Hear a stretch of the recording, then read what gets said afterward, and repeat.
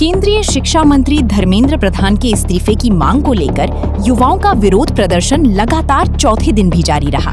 गुरुवार को अगरतला की सर्किट हाउस क्षेत्र में बड़ी संख्या में छात्र छात्राओं और युवा प्रदर्शनकारियों ने एकत्र होकर शांतिपूर्ण तरीके से अपना विरोध दर्ज कराया। प्रदर्शनकारियों ने आरोप लगाया कि शिक्षा व्यवस्था से जुड़े गंभीर मुद्दों पर केंद्र सरकार संतोषजनक कदम उठाने में विफल रही है। उन्होंने विशेष रूप से प्रतियोगी परीक्षाओं में अनियमितताओं, प्रश्न पत्र लीक की घटनाओं और छात्रों के भविष्य को लेकर चिंता व्यक्त की।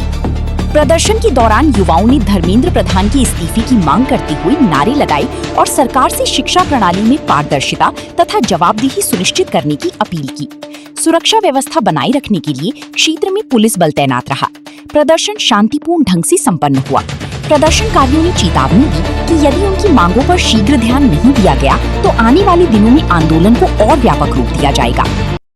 আমরা এখানে সব ছাত্ররা ঐক্যবদ্ধ হয়েছি কারণ আমাদের এই সিস্টেমের প্রতি কিছু ক্ষোভ আছে এবং আমার মনে হয় যে ছাত্রদের বিনা কোনো রাজনৈতিক দলের সমর্থন ছাড়াই নিজেরা একসাথে হওয়ার এবং ঐক্যবদ্ধ হওয়ার অধিকার রয়েছে এবং আমরা আজকে যারা এখানে যে সমস্ত ছাত্রছাত্রীরা আছে আমরা কোনো রাজনৈতিক দলের সমর্থনে বা ব্যাকিংয়ে বা সাপোর্টে আজকে এখানে দাঁড়িয়ে নেই।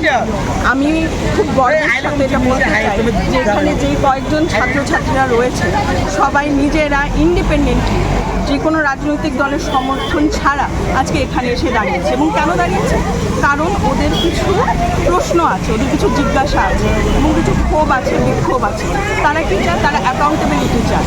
দিনের পর দিন পেপার লিক হচ্ছে, এই পেপার লিকের বিরুদ্ধে তারা আওয়াজ তুলতে এসছে এবং এটা তাদের গণতান্ত্রিক অধিকার এবং আমি এই অধিকারের সমর্থন করতে, অধিকারকে সমর্থন করতে আজকে এখানে এসেছি এবং আমরা বলতে চাই যে এখানে আপনারা দেখতেই হয়তো পাচ্ছেন এখানে বাঙালিরা রয়েছে, এখানে ট্রাইবালরা রয়েছে এবং আজকে আমরা কিন্তু সবাই একসাথে এসেছি।